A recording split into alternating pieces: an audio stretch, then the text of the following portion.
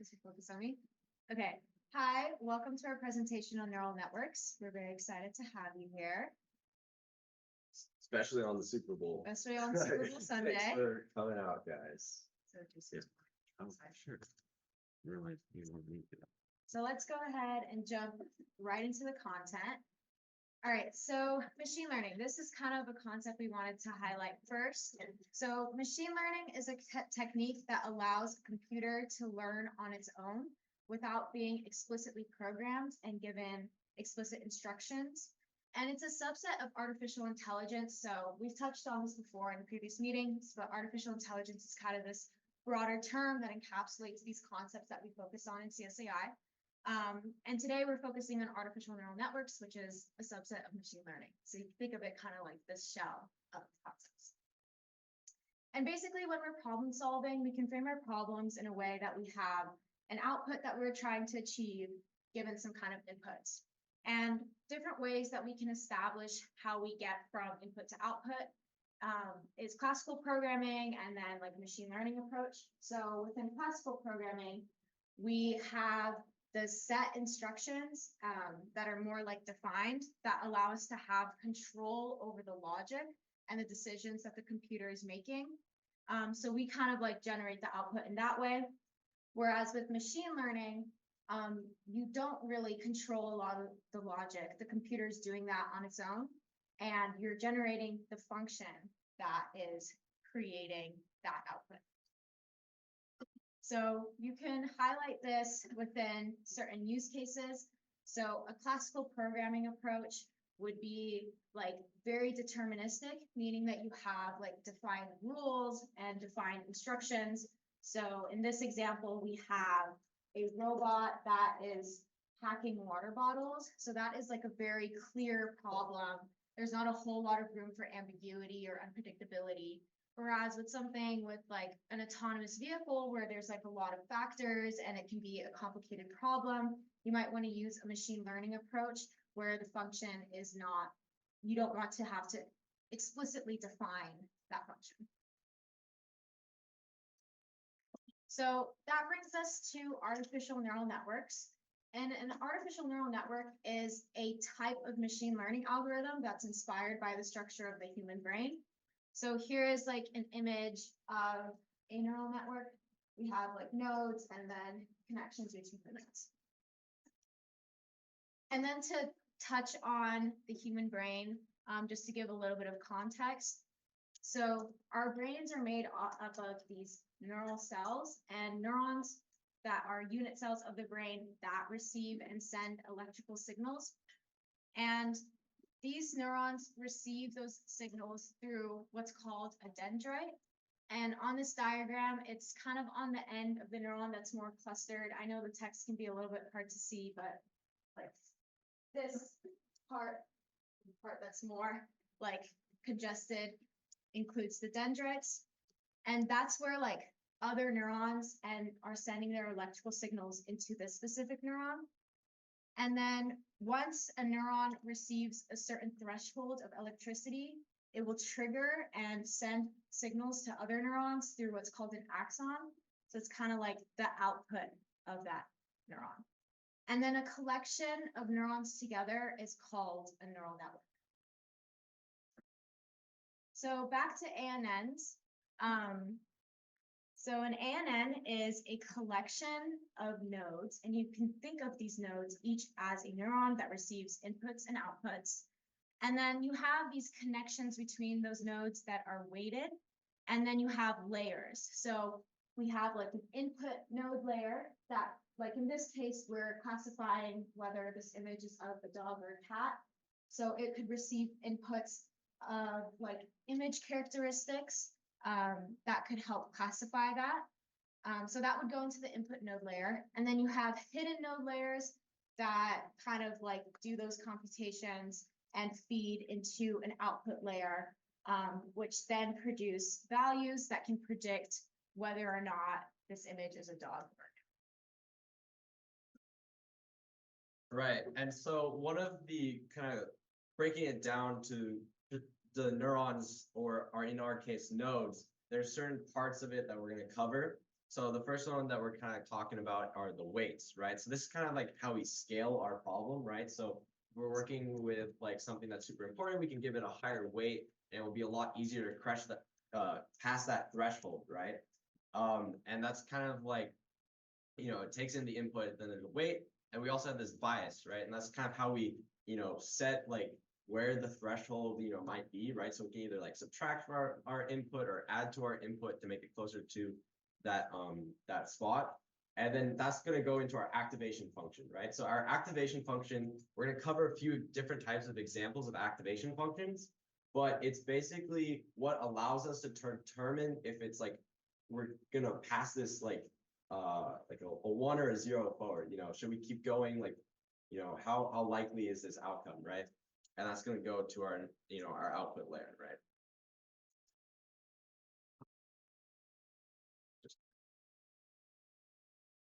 All right, so yeah, more specifically here, you can see that we have this blue line, which kind of simulates our input, right? So in our first graph here, you can see the significance of a weight. So this is like a scalar multiple basically of what our input is, and then our bias is a shift, right? So it can shift it in this case up, you can also shift it down, and then our activation function is in that third graph, and it's kind of that red line, right? So it's like, is our input above or below this threshold? If it is, it's going to pass forward like continue, positive input or output, and then if it's not, it's going to be like a negative input. And it kind of it can be summed up in that H function up there. So W1 is like the weight of the first node, and then X is our input, and then W0 is our bias. Okay, and I mentioned we were going to talk a little bit more about activation functions. So here are 5 examples of some activation functions. Today we're going to be using that very easy one on the right-hand side with the red box, the step function. But to cover the other ones first, there's a tanh function. It's one of the most complicated ones on the screen right now. Basically, it is basically a complicated sigmoid function, and it allows us to have both a negative and a positive output when working with like a sigmoid function. The sigmoid function is basically 1 over 1 plus e to the negative x, right? So basically with large inputs, you're going to get a really small like value after you like put it to the power of negative x and the bottom there. So it's going to be close to 1. And then with really small inputs or negative inputs, you're going to have a really small number close to 0, right? And then Arthur and I really like the ReLU function because it's really nice. It basically chooses the max between your input and 0, right? So basically, if you have an input, if it's negative, it's going to be bad, right? So we don't want to worry about it. We just set it equal to 0. But then if it's positive, we actually care about how confident we are in that number, right? So in that case, we would pass along the x. And then also, of course, basic case linear. Sometimes it's useful. Sometimes we just want a linear activation function, but that's like, if it's over the threshold, keep it going. And then today we're going to be using the step function, right? Step function says if it's greater than x, it's equal, pass forward to 1. And if it's less than or equal to 0, just give it a 0, right? So that's what we're going to be using today in our example. So kind of going over our example, it's going to be a neural network. When given a 2x2 grid, it will detect if there is a crisscross pattern, right? So it's going to be 2 color coded. And we're just going to be detecting if there's a crisscross pattern. So our input layer is then going to check if each tile what color is it, right? So for our case here, we're going to be using red and blue. So in the input layer, not quite yet. Our input layer is just going to check to see, is it going to be red or blue? And then our hidden layer is then going to check to see if that there is a like color pattern that exists, like a crisscross pattern. And then the third one is going to make sure that there's both crisscross patterns, and that's going to give us our output, right? So for our first example here, we have what you can obviously see is in fact a crisscross pattern. We got red on one diagonal, blue on the other diagonal, but we're going to watch it go through the neural network and see how it makes decisions and reaches the final conclusion, which is the same as our human brains, right? So for this example, red is going to be a -1 input, and blue is going to be a +1 input. So if we go to the next slide here, you can kind of see that each tile is currently being checked in our input layer. and that blues are going to be equal to 1, and red is going to be equal to -1, right? So does someone want to tell me what our first node, that one at the very top, what its input value is going to be? -1, correct. And then, yes, you can, yep. And then as we go down, just bring them out, say what they're going to be.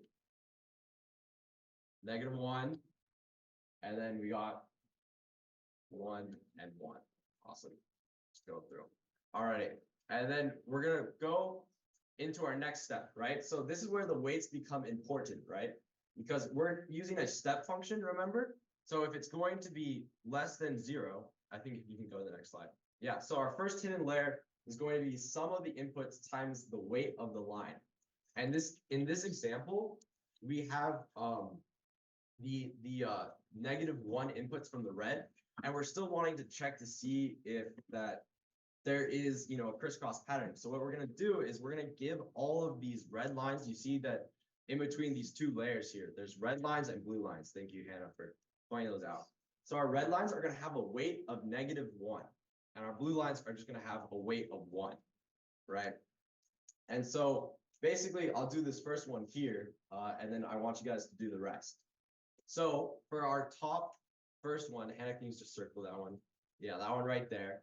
It's going to take in 2 inputs, the first 2 inputs from our input layer. So it's going to have a value of -1 on the top, and that's going to be going over a -1 weight line, right? So it's going to be -1 times -1. So that's going to give us +1. And then our second one is going to be -1 also times -1 from that red line, which is going to be a total of 2. We put that into our step function. It's greater than 0, so it's going to be 1. If we can just click through the first 2, one more. Right. So what about our second one? Could someone do the second node? I'll give you some time to think about it. So just look at like where it's coming from. So we have these 2 lines and then the values. And it's going to be the sum of each input times the weight of the line. Yeah.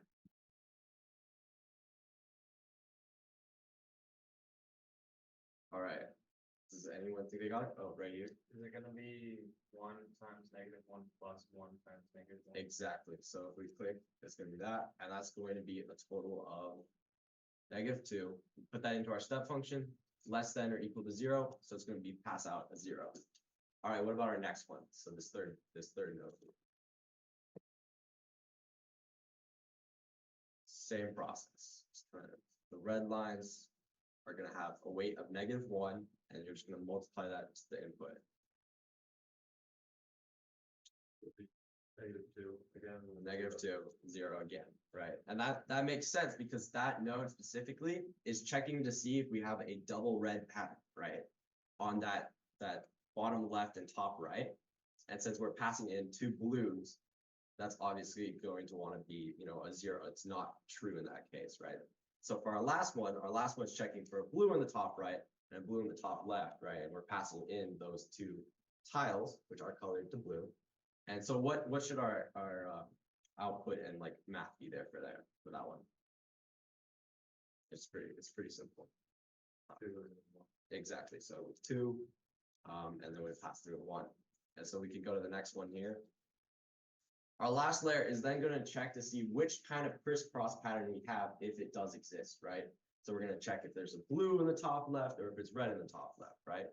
So it's kind of the same process, except this time we only have 0s and 1s.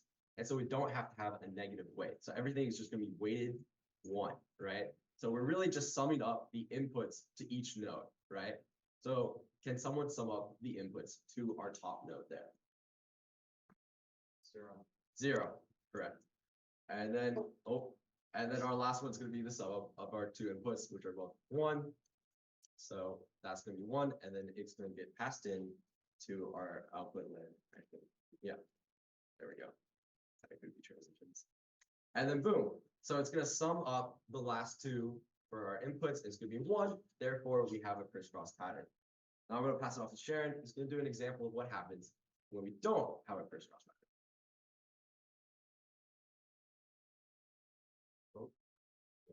Okay, so now we're gonna put it through the same neural network, and we're gonna check for, this crisscross pattern, but input like a different shape. Or not shape, but like pattern. And so then as a review, we have the input layer, the hidden layers, and then the two hidden layers, and then the output. So, for the input layer, the output of the input layer is -1 if it's red and 1 if it's blue. So can anyone tell me what the first top node would be? One, and then the next one. Next one. Yeah, and so, yeah, that was a pretty simple one, and then moving on to the next, or to the first hidden layer, we do the same math as before. So, for the top node, it would be 1 times the red line, which is -1, plus -1 times -1, and that would give you 0. And that makes sense because it does not match the one over here. And so you guys can try the second node.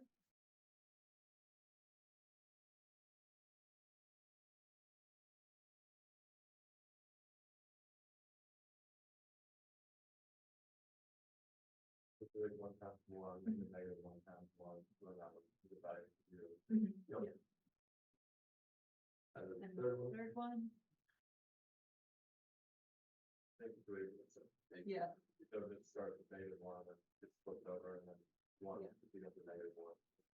yeah. So essentially, they're all going to be 0 because the crisscross pattern does not match the gold in any of the cases, and so then all of the layers will be 0.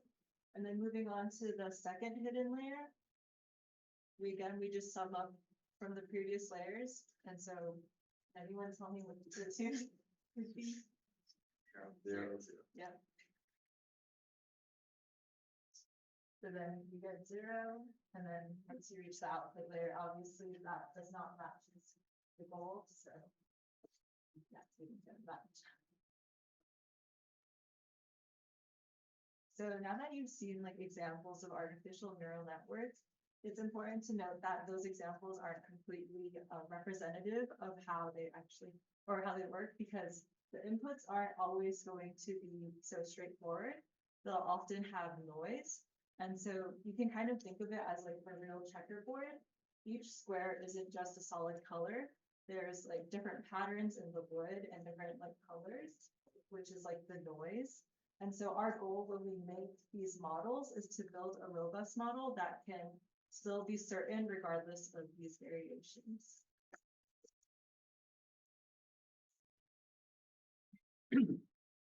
Okay. So now we're gonna go over to a little bit of how the neural network actually learns, right?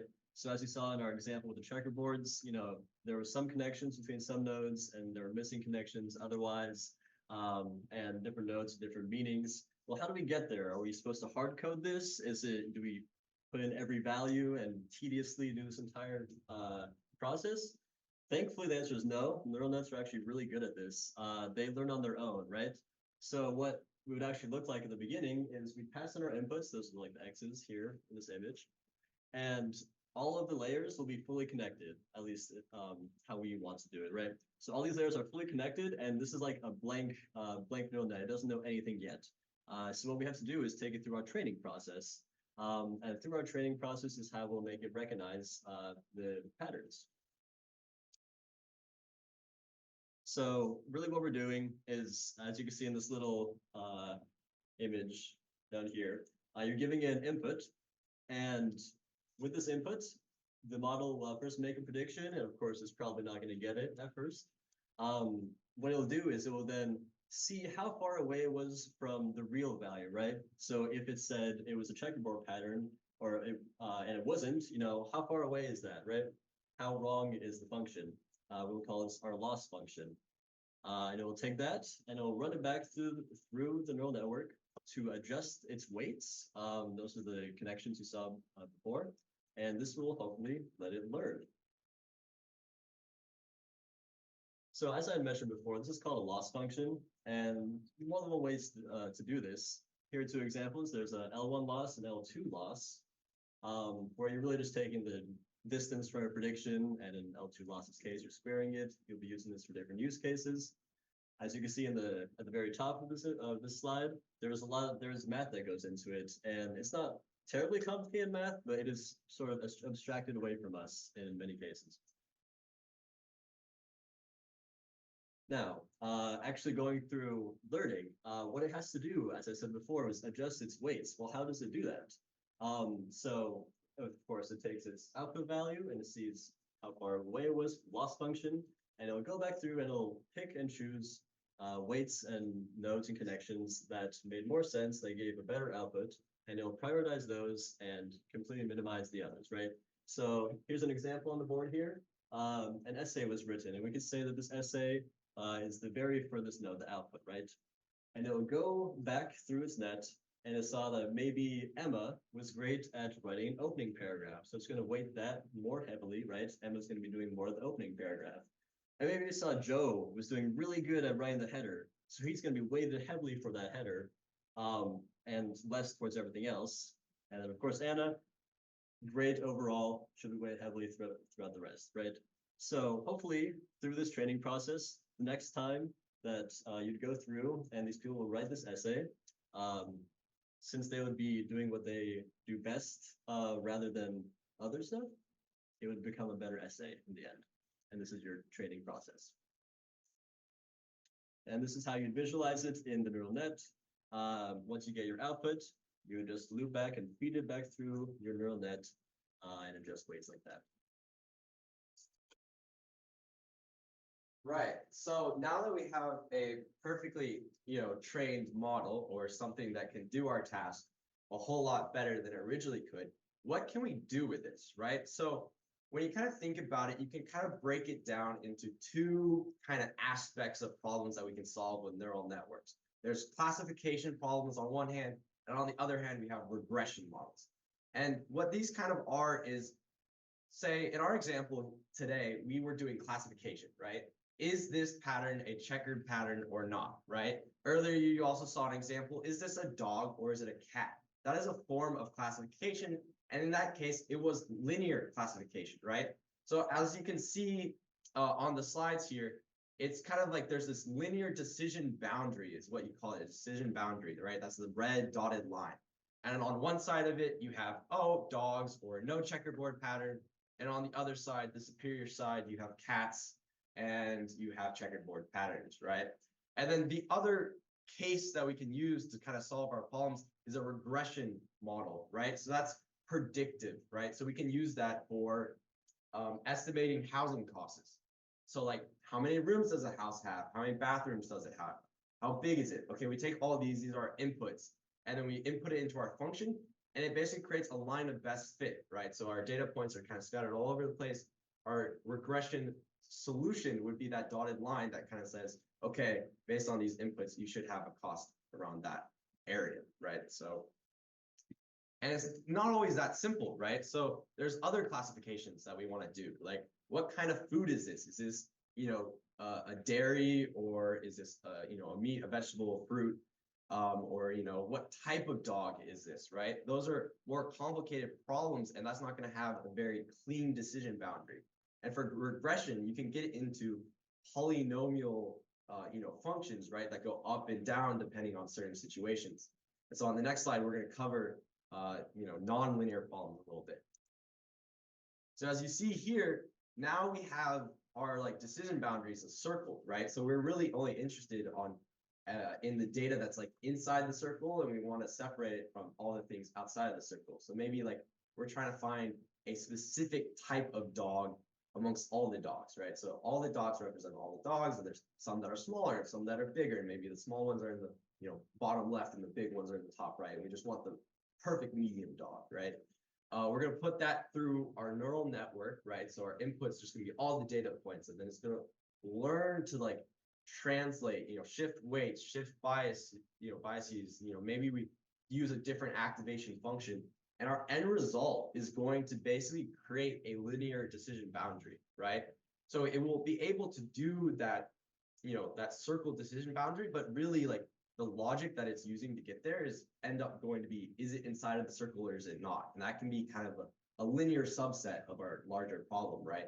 And so you can see the ones that are outside of the circle end up being above the line in, graph A, and all the ones inside the circle are below the line in graph A. And to get like the value at like a single node is kind of more complicated in these cases. You kind of can see the math there at the bottom of the slide.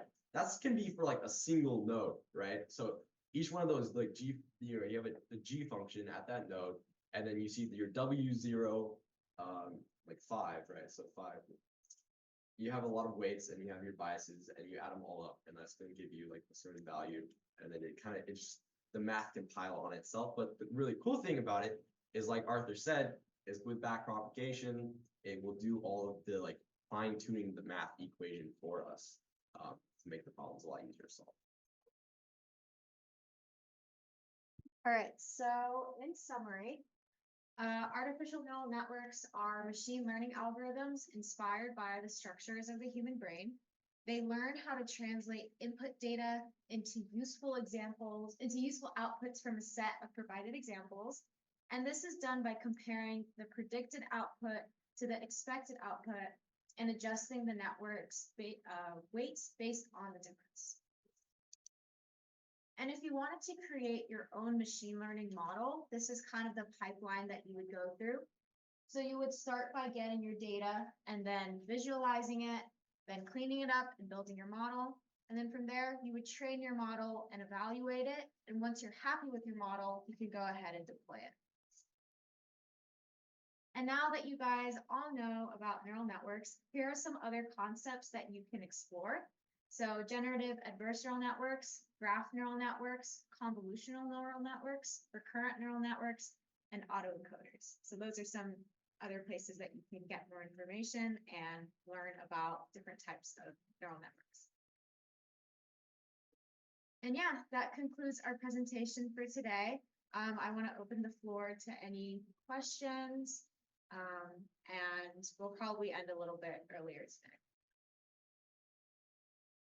So like I understand the math and logic behind adjusting a node weight next to another node based on if they got the right answer. But how does like a neural network actually adjust the math that is going on inside each node, or how many layers of nodes are required? Like how, what's the standard? Because at some point there has to be a standard hard-coded version of like how do you produce X amount of nodes with Y amount of width?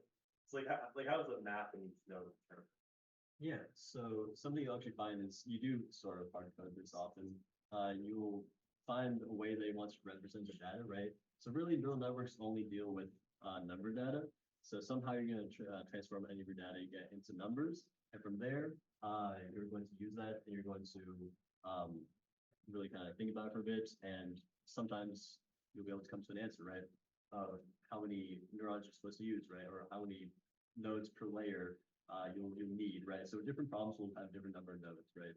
If you're classifying numbers, a lot of them will end up at 10 nodes, right? So you have like 0 to 9, right? And really you are at some point hard coding, but it's also pretty easy to train these models so you can go back through and get the different architecture. Yeah, you can also, it's kind of trial and error in some ways, right? So when you first create a neural network, you kind of define the number of layers you want to have and the number of nodes that you want at each layer. And then you train your loss function. And one of the cool things about it is once you train that, you then can go, okay, forget that neural network, that I spent like last few minutes training. Let's make another one with different number of layers or different number of nodes, and then compare the loss of that one to that one, the previous one. And then you can figure out which direction you want to go, right? I think we covered gradient descent in the beginning of the quarter. Were you there for that? Yeah. Yeah, so kind of that, going down the hill. So, depending on the number of layers, can I get a better loss function? Depending on the number of nodes, can I get a better loss function? Kind of the same way that it learns the weights itself, it can learn the architecture itself, right? So that's kind of how you can adjust the nodes and the layers as you go. I don't know, is the math in the node being adjusted by the model or by the programmer building the model? Right, you have, yes, well, the programmer like chooses the Yeah, you choose the- adjustment method, and then the neural network will do the adjustment itself.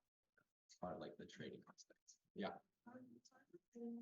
Output, how would it reach an output if you don't give one the machine in mind? Like, you don't give it the output that it's trying to reach, how would it then form the output that you want? And if you're presented with the problem, they don't know exactly what you want them. And that's actually, so what you will do is you will have an output in mind, right? So your output will be, say for the checkerboards, it would be if it's a checkerboard pattern or not, right? And you're feeding in the data. And what you do, I guess I glossed over how you compute the loss function, is you actually know what the output's supposed to be. For this, you have, like, you don't have an output in mind, you just want to do something. Or like, it's like, as when you talk to like self-driving cars, like, you can't like plan for certain things, you never really talk like if something gets in the way, and it's something you miss, like how it The- works. I feel like there's different, types of neural networks, right? So that might be more into like the deep learning aspect where a lot of things are unclear. And you also, kind of unsupervised learning, right? In most cases, or in the simpler cases, you'll do like supervised learning, where it's like you have a data set of, is this a checkerboard pattern or is it not? And you split that up, you split it up, that you follow like, there's like the 80-20 rule, I think for the most part, where you like save 20% of your data set as a test data set, and you use the other 80% to actually train your model. And so basically with that, you know what your output should be, and so it can make judgments off of that. And then eventually you're like, okay, now you don't know what the output is, but what we know the output should be, right? So then we can compare its performance based off of that training set that it's never, or testing set that it's never seen before. I don't know if that answers your No, I question. That was a great question. Yeah, that's a good question. Any other questions? Like for the checkerboard pattern example, like does that continue to be modified if like if there's only two colors and there's only four spaces, you only check two of the squares. So like would, as you kept running that neural network, you would like understand that like, oh, this already fails, Yeah. immediately go here. Not quite actually, because I was working on these slides and I had that thought myself, like why can't I just check to see if the bottom left and bottom right are going to be red, and then in that case then it's a checkerboard pattern. But in this case, even though our examples used two colors apiece, it doesn't necessarily have to, right? If you passed in a completely red square, if this is actually like optimal, right? Because you gotta check to see that there's a pattern for each color combination in each of the diagonals. Okay, so in this case, like this is a pretty static neural network. Yes. Of like nodes aren't really changing, but if you kept running, it might give different weights assigned to different amounts for a larger version of it. But at the end of the day, it's still checking the same values. Arthur also talked a little bit about that, in that you start with a completed neural network, right?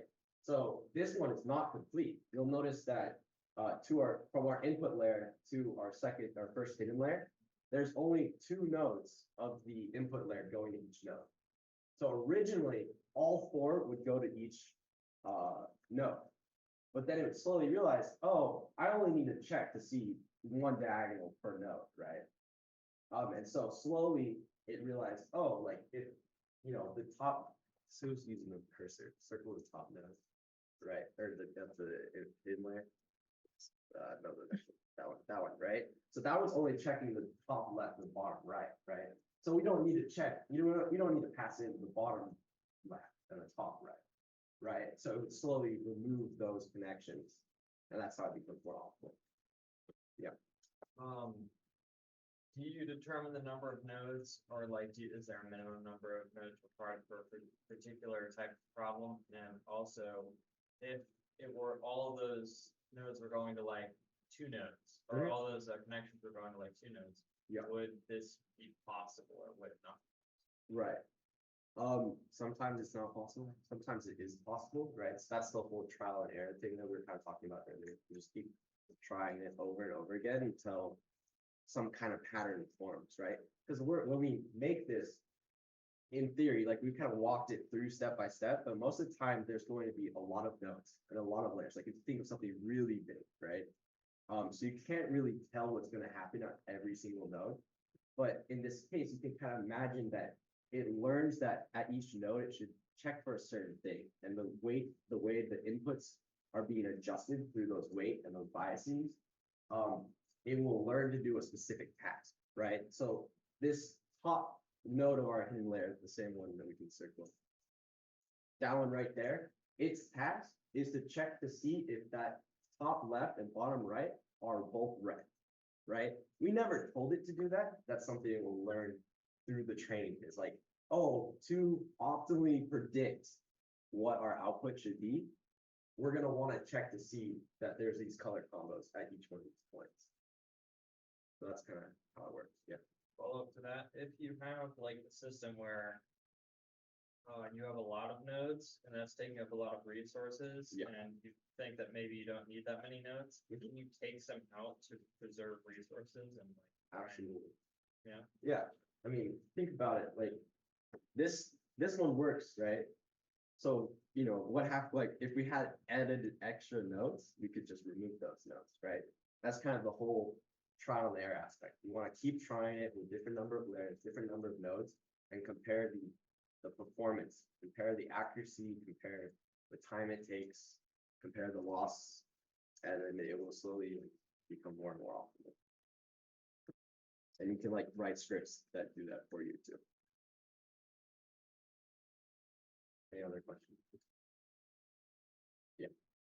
Do you have any resources you recommend for like if we were to try and get some hands-on experience with making a neural network, or like a simple? Absolutely. Well, what I did from my personal experience, Andrew Ng's Stanford Online Machine Learning Specialization was by. Right, for all that? Stanford Online, through Coursera, you know Coursera? Yeah. Coursera, Stanford Online Machine Learning Specialization. Andrew Ng is the person who does it. He's a Stanford professor. It's basically like a Harvard 350 kind of deal. Other resources, you can also find like textbooks online, textbooks for like deep learning courses, those help a lot. Other places, documentation is a great place to start. Yeah. There's a lot of frameworks these days will include documentation, include like examples. TensorFlow, I think, also has a lot of hands-on activities that you can do. I think I could honestly explore TensorFlow too much, but I know several people have learned from there. Kaggle also has like competitions and stuff, and also learning. If like when you get into it, David, do you have anything to add? The only thing I was gonna say to that was, I personally recommend Python systems. Okay. Just for the sake of being good. Thanks, guys. If you didn't hear that, David said the TensorFlow API is a little tricky. So But recommend Python. I would recommend using it. What's it called? Well, because like TensorFlow is like so finicky, you have to use them. Yeah. Yeah, the carrots. Yeah. So TensorFlow like Python is- acquired yeah. a few like people, and so it's kind of like a hodgepodge of APIs. So it's kind of tricky. So there's like the Keras. I don't know if I'm saying that right, but then there's also PyTorch. That's like underneath TensorFlow. PyTorch would be the way to go. Any other questions? If not, we'll let you guys get to your Super Bowl festivities. Well, we do have a couple of announcements. Yes, this Thursday from 11 to 12, we're having a speaker from Google DeepMind. It's going to be in Bonderson, the same room that we had our first meeting. And our speaker is going to be talking about an interesting paper that he worked on within Google. So I'll send you guys the paper. You can totally read it, like come prepared with questions. He wanted it to be kind of like discussion based. But yeah, it's going to be a really cool talk. I highly suggest that you guys come. It's on our Discord events already, so the information is there, and then we will also post about it on our Instagram and remind you guys. So, yes. It's a really cool paper. It's if from what I've read, I'm pretty sure it's basically how can I bully a large language model to make it better. I think that's an accurate description of the paper, right, David? Pretty much. So basically, it's like, can I bully a large language model to make it go in a direction that it should not go in? And then how can I change it so it no longer does that? It's pretty fascinating. It's definitely a good read.